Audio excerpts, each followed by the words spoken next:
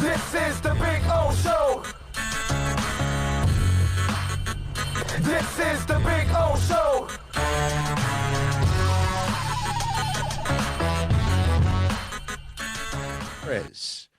Yesterday, different circles that have included some very powerful and influential people of all different races and genders. The events of the last few weeks have brought some of the memories of those conversations back to light. I vividly remember the Colin Kaepernick conversation. "Don't ever disrespect the flag" was the phrase that I heard over and over again.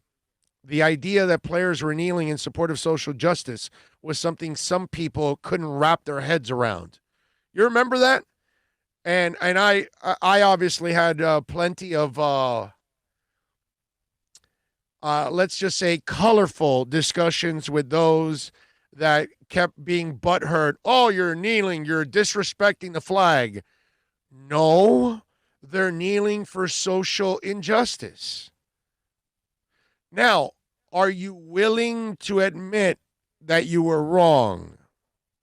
That it had nothing to do with the flag? And many of us were trying to explain to you. Even people in the military were telling you it had nothing to do with the flag. It had to do with social injustice. Interesting that the players were ripped by some of you, not by all of us, because a lot of us did understand. Some of you didn't. But it took the knee of Derek Chauvin to bring it full circle. What was going on? I'm sorry if I insulted you, but you are ignorant. To understand what the protest was about. Had nothing to do with the military. Even people in the military were trying to tell you it had nothing to do with the military. Even Colin Kaepernick, okay? Who I you've ever wanted to be a QB. You tell him, if you're going to protest, protest with a knee. Don't sit. Use a knee. That's not insulting. But yet some of you out there, because that's how this world is, you create your own narrative. And you made it about the military. Had nothing to do with the military. You made it about the flag. Had nothing to do with about the flag. It had to do with protesting social injustice. And it's funny that it took the knee of a racist, disgusting piece of crap like Derek Chauvin to actually wake some people up. Because some of you that were completely acting asinine and ignorant about the knee thing, some of you have woken up. Some of you are like, wow, I understand. I don't know, you needed the knee. And it took the killing of a black man with a knee to kind of bring everything full circle. Now we're going to find out what happens. So he goes on to say, the outrage that I saw in the media and the anger I felt some of my own private conversations caused me to sever a few long-standing friendships. Most recently, I've had conversations about incentivizing teams for hiring minorities. Again, there was some outrage in the media and talk that this would cause divide amongst coaches, executives, and ownership. I bring these situations up because I haven't seen the same outrage from people of influence when the conversation turns to Ahmaud Arbery, Breonna Taylor, and most recently, George Floyd. Many people who broadcast their opinions or kneeling or on the hiring of minorities don't seem to have an opinion on the recent murders of these young black men and women. I think many of them quietly say that watching George Floyd plead for help is one of the more horrible things they have to see. But it's said amongst themselves where no one can hear. Broadcasting that opinion openly, clearly, is not important enough. I lead a group of young men who have the potential to make a real impact in this world. My message to them and anyone else who wants to listen is that honesty, transparency, and empathy go a long way in bringing people together and making change. I hope that the tragedies of the last few weeks will open our hearts and minds to a better way of communicating and hopefully creating that change. Great stuff by Brian Flores. It's pretty cool, by the way. The more you get of Brian Flores and the more you get of Chris Greer, the more you like what you see, what they're doing. And we are in such a good place, man. Yeah, with those we guys. We have not been here, man. Yep. Our foundation is so rock solid, bro.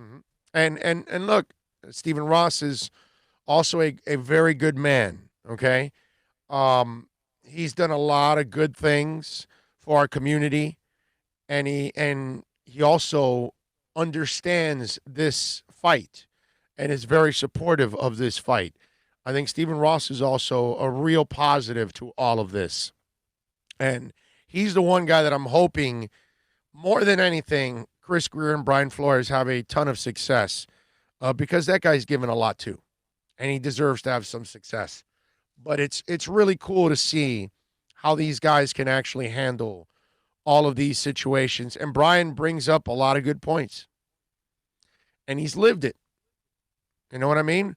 And he, like I told you, right now is fighting a fight that is so important in the NFL when it comes to hiring minorities.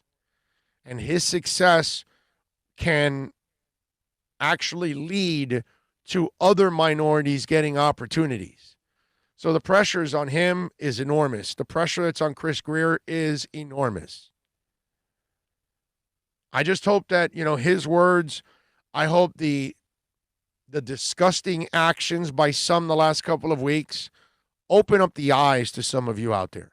And I hope some of you out there that were so terribly critical of these players kneeling that you kind of take a step back and now you understand. And please, stop whining like a little bitch about the kneeling. Like, I don't want kneeling in my games. It's not going on during the game. It almost had like a racial undertone. Like it bothered you that much and they disrupted the game or something. It was pregame. It was during the national anthem. It wasn't at any time during the game. So if your little butt is hurt for kneeling, and it's coming again now, okay? Because obviously it's going to happen now. It's going to happen. It's going to happen in every sport now. A lot. Okay? Hey, listen. Just tell your wife or your friend to tell you when kickoff is coming, and you don't have to watch any of it.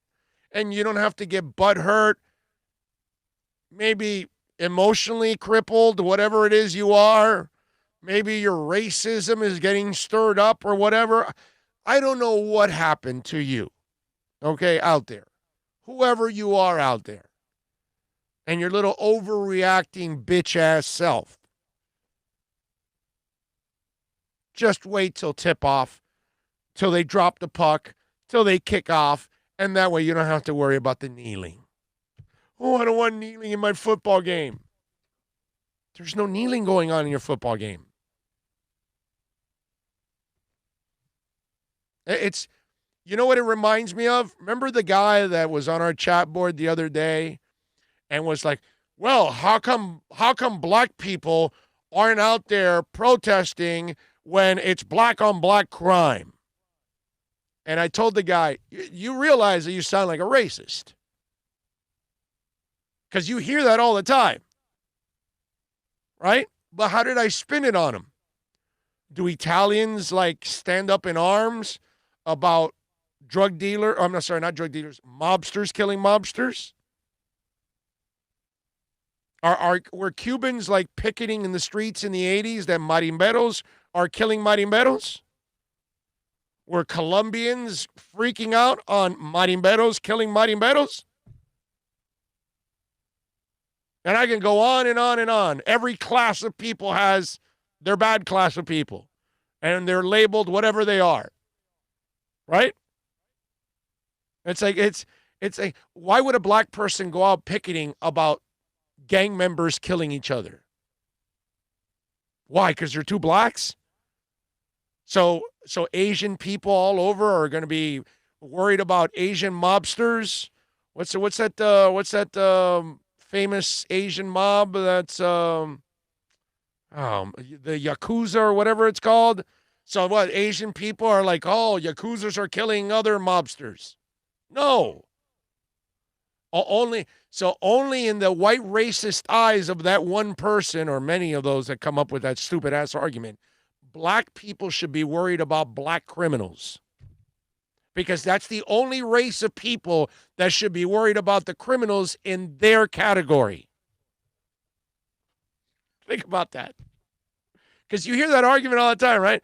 Well, yeah, how come blacks aren't out protesting black on black crime? Who the hell does?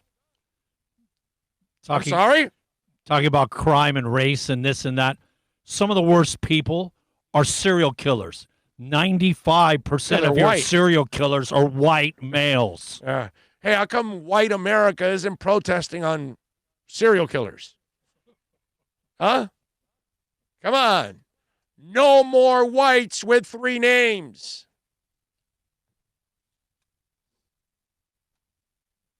So it's like the most racist thing out there to say.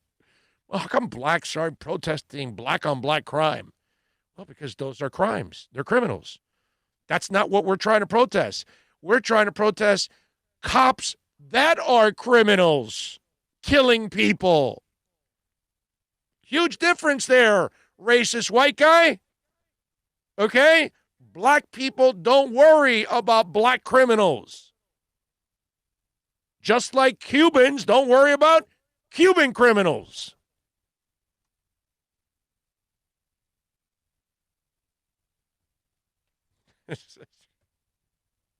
The arguments that people come up with, it's funny. It's just funny. But you gotta come at them the right way. And you come at them with logic, and then you shut them down. Right? Because when I tell them that, it's they got nothing. Just like when I would come at the people, oh, I don't want kneeling in my game. And I would say, well, sir, ma'am, there's no kneeling going on in the game. It's pregame. It's the national. Well, it's not right, and it's just hate. That's all it is. That's all it is. Protesting's been going on forever. And usually protesting, just to educate some people, I just want you to know, protesting doesn't happen at the right time. It happens at the wrong time. That's the idea. That's how you get attention. You're supposed to do it at a time that it disrupts, so it brings attention to what you're doing. That's kind of the idea. That's why it's called a protest. Do you think people chain themselves to the front entrance of a nuclear power plant because they want to make it a quiet protest? That's not the right time. It's the wrong time, which makes it the perfect time. Ladies and gentlemen, that's when protests are done. They're done because you got to bring attention. You know what we haven't said on the show? The racist goes, well, why don't the players kneel in the locker room 4 hours before the game when nobody's there? What is that? No cameras, anything. That'll show solidarity, and it won't bother anybody. Yeah, exactly, asswipe. That's the idea. Yes, that would be perfect in your racist eyes for them to do it quietly in some corner where nobody finds out about it. Our country was bonded and got together and wrote the Declaration of Independence because of a revolt, the Boston Tea Party. Everybody forgets that.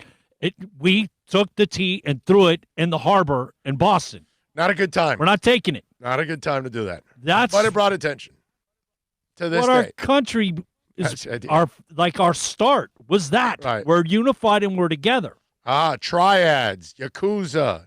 You guys are coming in with a bunch of them, huh? Don't we see Asian people all the time protesting? Triads and Yakuzas are fighting. They're killing each other. Oh, my Lord, we've got to stop this. I see Asian people all the time protesting that. So how come protesting black on black crime. Sounds like some of our listeners watch reels. The baddest killers, this, blah, whatever. It's the funniest thing, man.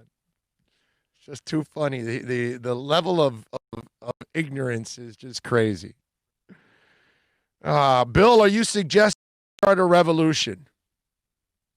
Well, the Beatles did years ago. You know what? We're about. All right, we're over, by the way. We're at 12:05. We got an hour in already.